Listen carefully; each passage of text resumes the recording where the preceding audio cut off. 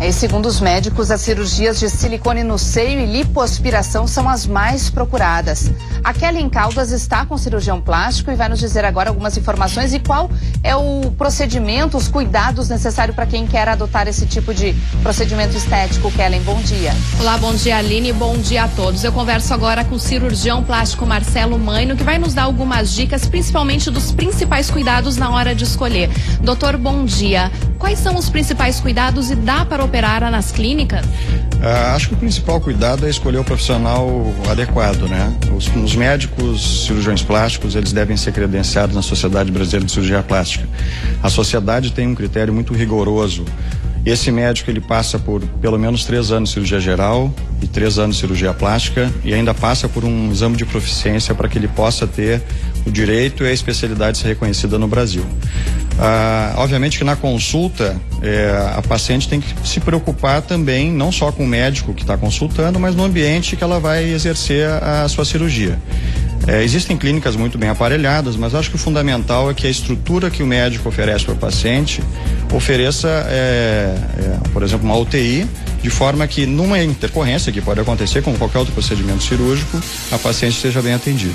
E nós temos aqui então 2 exemplos, né, doutor, de prótese. Como é hoje em dia, assim, o que as mulheres preferem? Tem a questão de colocar a prótese por cima ou por baixo do músculo. O senhor pode mostrar pra gente? Claro. Eu tenho aqui 2 exemplos na verdade são próteses do mesmo tamanho, mas com perfis diferentes, né?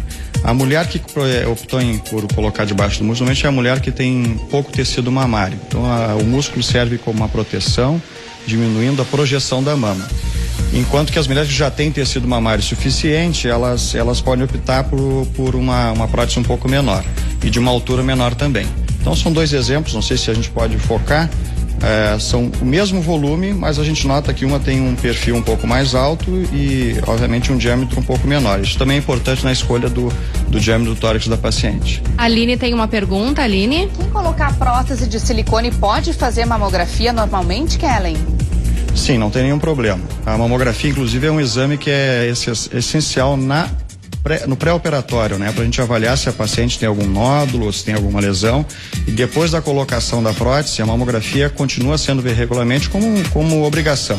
Ela não impede diagnóstico e até em alguns casos até pode facilitar pela projeção que a mama faz de poder diagnosticar ou até fazer alguma punção. Luciano agora tem uma pergunta. Doutor, acho que alertar é sempre importante, né? Desconfiar daquele valor muito baixo na hora de fazer uma pesquisa nas clínicas, no mercado.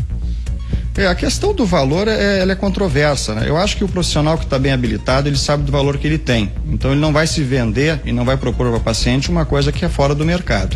O principal realmente é que a paciente tenha consciência de que o médico que está fazendo tem que ser credenciado na sociedade. Isso é fácil da paciente buscar. Existe um site da Sociedade Brasileira de Cirurgia Plástica, a paciente entra com o nome do médico, se ele está credenciado vai aparecer em qualquer estado do Brasil. Esse é o primeiro passo na consulta médica. E doutor, então vamos falar agora da lipoaspiração. Qual o peso ideal para fazer uma lipoaspiração e quanto que se pode tirar? A gente recomenda que a paciente esteja no índice de massa corporal adequado para a sua altura, que é 25 ou menos do que isso. Em relação ao volume de lipoaspiração, também existe uma recomendação da sociedade que é de no máximo 5% do peso que a paciente apresenta no momento da consulta. Por exemplo, uma pessoa que tem 60 quilos, o máximo que seria permitido a gente lipar seria 3 litros. Mais do que isso, ultrapassa o limite de coisas de anemia e de segurança para a paciente. Doutor, ele tem que ter o bom senso também, né? Não é de uma hora para outra e com uma lipo ou com uma prótese que a gente vai ter o corpo perfeito. Claro que não. Até nós estávamos conversando antes até de mulheres que já tiveram filhos e que buscam agora um retorno ao seu corpo anterior. Eu acho que se a mulher demora 9 meses para engravidar, por que não esperar também pelo menos mais de 9 meses para que o corpo retorne a uma situação em que a gente possa escolher o momento ideal para operar. Aline, tem mais uma pergunta? Sim, doutor, o pós-operatório também é importante, né? Isso pode colocar em risco o trabalho feito por um profissional, se não for bem feito? Sem dúvida. O conjunto de situações, ele é importante. O pré-operatório bem feito, o próprio transoperatório, que deve ser no local adequado, seguro, e o pós-operatório com as pacientes seguindo as recomendações médicas de repouso, uso de medicações, as fisioterapias que a gente normalmente recomenda para casos de cirurgia de abdômen, de mama e de lipoaspiração. E a idade, doutor? Hoje em dia muitas meninas estão aderindo à prótese, também à lipoaspiração. Tem alguma restrição com a idade?